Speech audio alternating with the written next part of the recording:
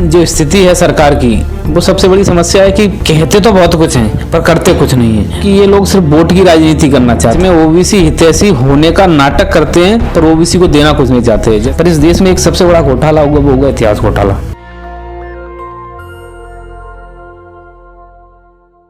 नमस्कार, मैं शंभू कुमार सिंह और आप देख रहे हैं नेशनल दस्तक। इस देश के जो बहुजन युवा हैं, खासकर जाट समाज, गुर्जर समाज, पटेल, राठौर, किसान जातियां जो है, उनके युवा लगातार राजनीति में अपनी हिस्सेदारी खोज रहे हैं और सामाजिक मुद्दों पर बात करें। मेरे साथ लोकेंद्र गुर्जर हैं जो लगातार SC ST OBC माइनॉरिटी की एकता को लेकर काम कर रहे हैं, भोपाल से हैं और राजनीतिक रूप से बहुत सचेत हैं।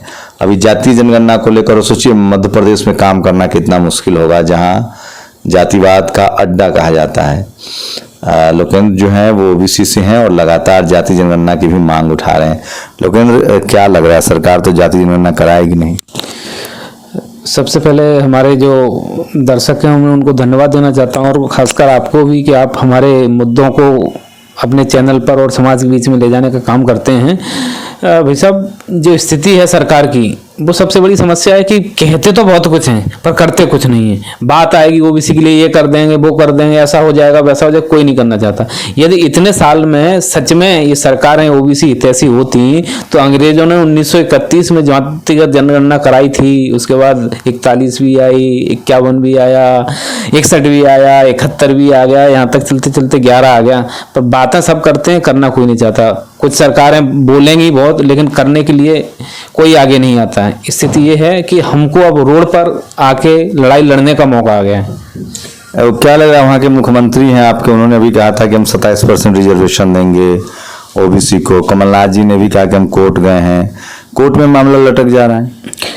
भाई साहब, सबसे बड़ी स्थिति ये है कि ये लोग सिर्फ वोट की राजनीति करना चाहते हैं। सच में ओबीसी हितैषी होने का नाटक करते हैं पर ओबीसी को देना कुछ नहीं चाहते। जैसे ही कमलनाथ जी ने घोषणा करी, लेकिन हकीकत क्या हुआ, उनके एडवोकेट उसमें खड़े तक नहीं होते थे, वहाँ बोलने को तैयार नहीं रहते थे। आज की स्थिति है कि सरकार ने, बीजेपी सरकार ने भी अभी घोषणा कर दी कि 3 मामलों को छोड़कर बाकी सब में लागू किया जाता है। अरे जब चौथे डिपार्टमेंट की भर्ती निकलेगी तो लोग उसको बहाना बना के भैया PSC में स्टे है, आप इसमें भी स्टे दो।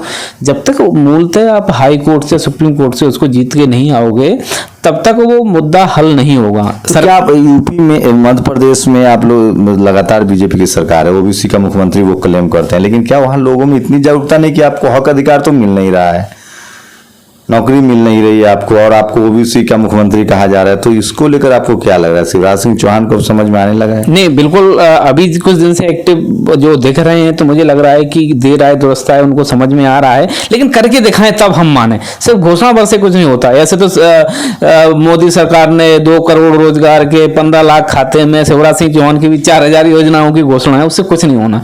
आप सच में फील्ड पे काम करके बताइए, हाँ, एक आंकड़ा कोर्ट में पेश करिए, वहां से ओबीसी की लड़ाई को जीत कर आइए, ओबीसी को 27% आरक्षण दिलवाइए। आज ये स्थिति है भैया मध्य प्रदेश में कि कोई भी हो, चाहे कांग्रेस हो चाहे बीजेपी हो, ये दिखाने का नाटक कर रहे हैं या करने का नाटक कर रहे हैं। ओबीसी सचेत होकर उसको देख रहा है, सुन रहा है और उसका जवाब 2023 में देगा। जो सच में ओबीसी के लिए काम करेगा, पूरा समाज उसके साथ में खड़ा होगा।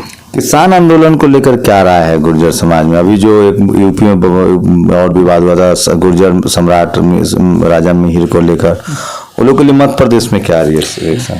मध्य प्रदेश में इसकी भाई साहब शुरुआत तो मध्य प्रदेश से हुई थी कि सम्राट मिहिर भोज की मूर्ति हमने ग्वालियर में हमारे गुर्जर समाज ने लगवाई थी, नगर निगम से पास होकर लगाई थी और पूरा वैधानिक तरीके से समाज ने भी नहीं लगाई, ग्वालियर के नगर निगम ने लगाई थी। उसके बाद से भी कुछ तथाकथित राजपूत समाज के लोगों ने उस पर उसको मुद्दा बनाने का काम किया, भटकाने का काम किया कि वो गुर्जर नहीं थे, ये थे। अरे भाई साहब, सन 823 व ईस्वी से लेके पूरा उनका शासनकाल रहा।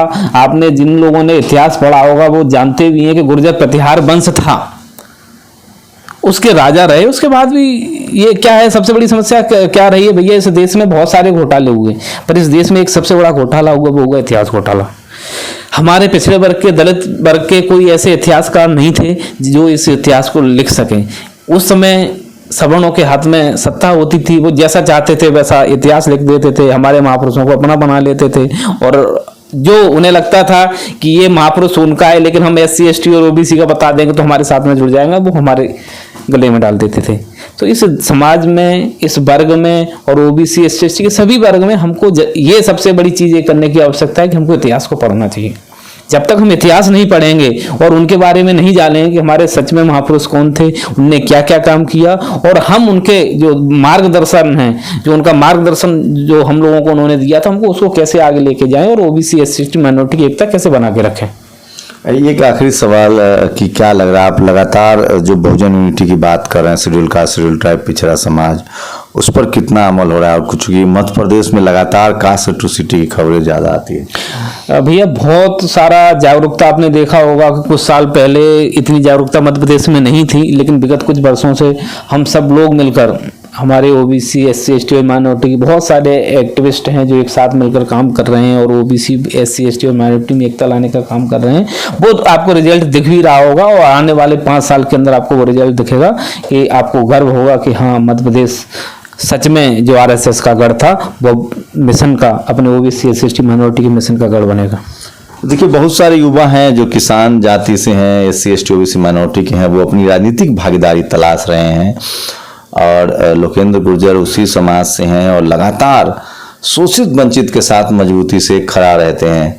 तो चंबल क्षेत्र से आते हैं और मैं फिर कह रहा हूँ कि इस देश में जो मुट्ठी भर लोग हैं, उन्होंने संसाधनों पर कब्जा कर रखा है, चाहे वो राजनीतिक रूप से हो, सामाजिक रूप से हो, आर्थिक रूप से हो।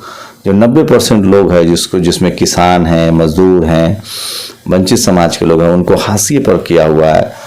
उसके युवा जब तक राजनीति में, सामाजिक आंदोलन में आगे नहीं आएंगे, न तो देश मजबूत होगा, न लोकतंत्र मजबूत होगा, और न हम एक बेहतर मुल्क बन पाएंगे।